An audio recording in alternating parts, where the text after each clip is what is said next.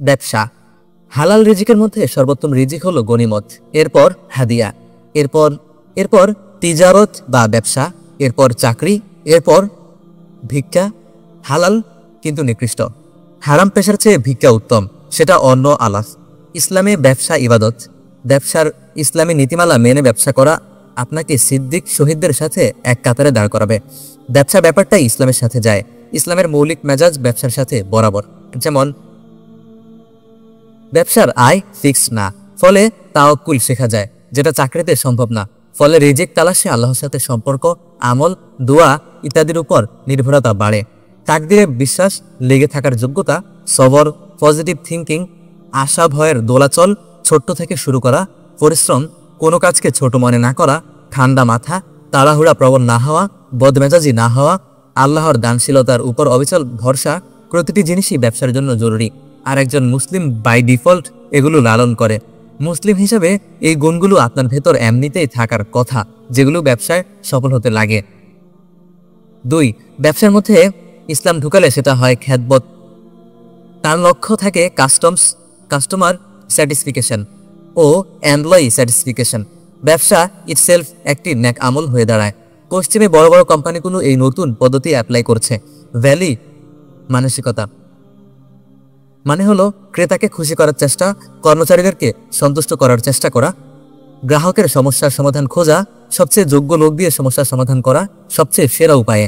পৃথিবীতে অর্থবহ পরিবর্তন আনার চেষ্টা, সবকিছু কিভাবে আরো সুন্দর করা যায়। ইসলাম তো সে কথাই বলে আসছে 1400 বছর ধরে। ইসলাম এই ইহসান ও ইনসাফের কথাই বলে।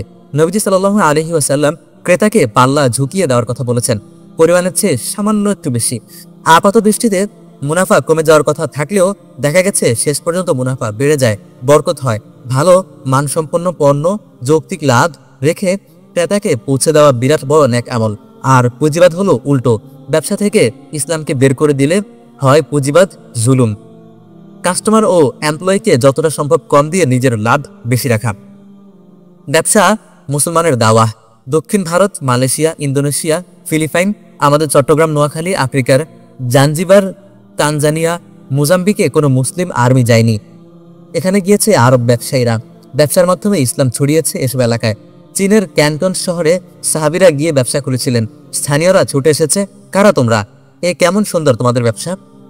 কেরালা, তামিলনাড়ুর মুসলিমরা সেখানে জনসংখ্যার 30 থেকে 40% জাত ব্যবসায়ী।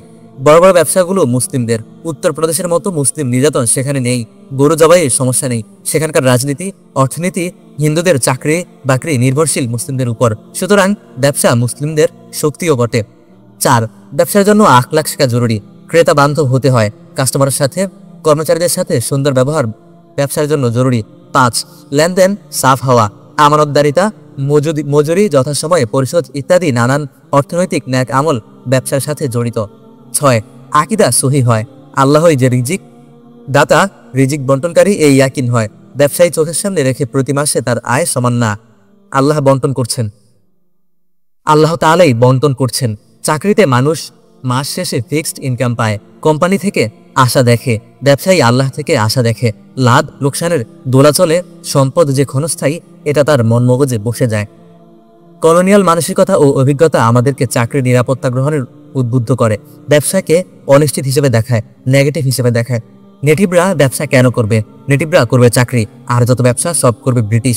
বিপরীতে দেখুন, ইহুদিরা সন্তানদের শেখাই ব্যবসা, খ্রিস্টানরা ছাত্র বয়সে পার্ট টাইম জব খোঁজে, ইহুদিরা খোঁজে পার্ট টাইম ব্যবসা। মুসলিম সন্তানদের গণহারে উদ্যোক্তা হওয়ার জন্য উদ্বুদ্ধ করা দরকার। উদ্যোক্তা মন তাকে চাকরিতেও ভালো করার যোগ্যতা দেবে। ব্যবসা ব্যাপারটাই একজন মুসলিমের স্বাধীন চেতা মাইন্ডসেটের সাথে যায়। মুসলিম পারবেও না, মুসলিম মাইন্ডসেটের সাথে যায়। চাকরি করতে নিষেধ করছি না, সবাই ব্যবসা করতে পারবেও না, তবে ব্যবসায়ী জ্ঞান, ব্যবসায়ী দৃষ্টি তাকে চাকরিতেও ভালো করার দক্ষতা এনে দেবে। আমরা কেবল চাকরির মুখাপেক্ষী হতে নিষেধ করছি। সুন্দর কয়েকটা বইয়ের নাম বলে দিই। সম্পদ গড়ার কৌশল, Sandipan প্রকাশন, $1 billion Muslim, Somokalin Prokashon, productive Muslim, Guardian Publication, শিক্ষার্থীদের ক্যারিয়ার ভাবনা, Chetona Prokashon, you must do business, doctor Taufiq Chowdhury, সমকালীন প্রকাশন, সচ্ছল হও, অক্ষম থেকো না, ইসলাম জামাল, রুহামা প্রকাশনী। আয় করতে প্রোডাক্টিভ হতে ইসলাম নিষেধ করে না। নবীজি সাল্লাল্লাহু আলাইহি ওয়াসাল্লাম আমর ইবনে আস রাদিয়াল্লাহু আনহুকে নসিহত করছেন, ব্যবসায় মন দিতে। কারণ হিসেবে বলেছেন, নেক মানুষের হাতে হালাল মাল থাকা উত্তম, কারণ তা দ্বারা সে আত্মীয়ের হক আদায় করবে। ব্যবসা আপনার জন্য আনলিমিটেড আয়ের সুযোগ করে দেয়।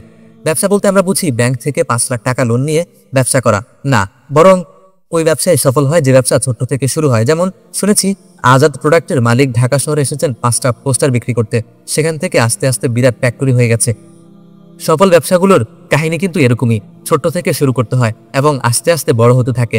প্রতিটি সফল ব্যবসা বিরাট আয়োজন করে শহরের প্রাণকেন্দ্রে দোকান নিয়ে বড় পুঁজি দিয়ে শুরু হয় না, বরং প্রত্যেক সফল ব্যবসায়ী শুরু হয় ঘরে, গ্যারেজে, ছোট্ট একটি গুপসির মধ্যে। সফল ব্যবসায়ীরা বড় দোকান ভাড়া নিয়ে নিজের কাছে ক্রেতা আসার অপেক্ষায় থাকে না, নিজেই ক্রেতার দোরগোড়ায় চলে যাওয়ার ফন্দি খোঁজেন। সফল ব্যবসায়ীরা প্রচুর ভোগও করেন না, তাদের জীবন থাকে সাদাসিধে। প্রাথমিক বাধ্যবাধকতা ও দায় কমিয়ে ব্যবসা শুরু করেন। প্রতিষ্ঠানের ঘর ভাড়া, কর্মচারীর বেতন ইত্যাদি হলো প্রাথমিক দায়। শুরুতে নিজেই শ্রম দিন, সম্পদ ব্যয় কম করে পরিশ্রম ব্যয় করুন।